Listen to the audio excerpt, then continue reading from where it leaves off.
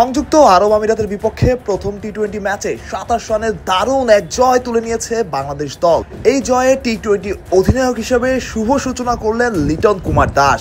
সংযুক্ত আরব আমিরাতের বিপক্ষে প্রথম টি-20তে বাংলাদেশের হয়ে দারুণ এক সেঞ্চুরি হাঁকিয়েছেন ওপেনার পারভেজ হোসেন ইমন।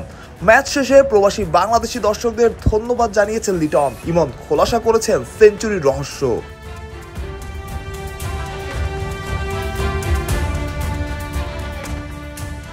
বাংলাদেশ খেলতে নামলেই দর্শকে ঠাসা থাকে গ্যালারি। এবার খেলা সে যে দেশেই হোক না কেন, বিখ্যাত ধারাভাষ্যকার হার্ষা ভোগলে তো একবার বলেছিলেন, বাংলাদেশ চাঁদে খেলতে গেলেও সেখানে দর্শক থাকবে।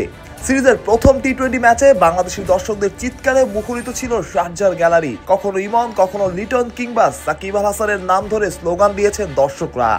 একের পর এক 4 ছক্কা আছড়ে পড়েছে গ্যালারিতে, আর উল্লাসে ফেটে পড়েছেন প্রবাসী বাংলাদেশিরা। দিনরাত হাড় ভাঙা খাটুনি করা মানুষগুলোর এমন সমর্থন সত্যি প্রশংসা করার মতো। ম্যাচ জেতার পরটাই তাদের নিয়ে উল্লাস ছড়েছে টাইগার অধিনায়ক লিটনের কণ্ঠে।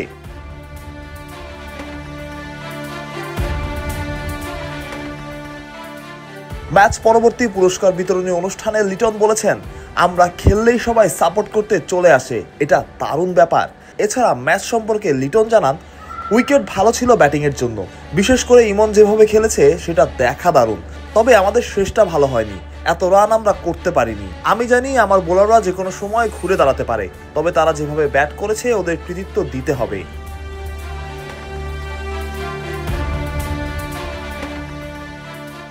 লিটন আরও বলেছেন, আমাদের বোলিংয়ে উন্নতি করতে হবে। এই উইকেট গ্রাউন্ডে কিভাবে বোলিং করতে হবে সেটাও শেখার ব্যাপার আছে। আত্মবিশ্বাস পেয়েছি আমরা অনেক। যেভাবে সবাই বল করেছে শান্ত ছিল, মাঝে ম্যাচটা 50-50 ছিল, তখন যেভাবে বল করছে সবাই দারুণ লেগেছে।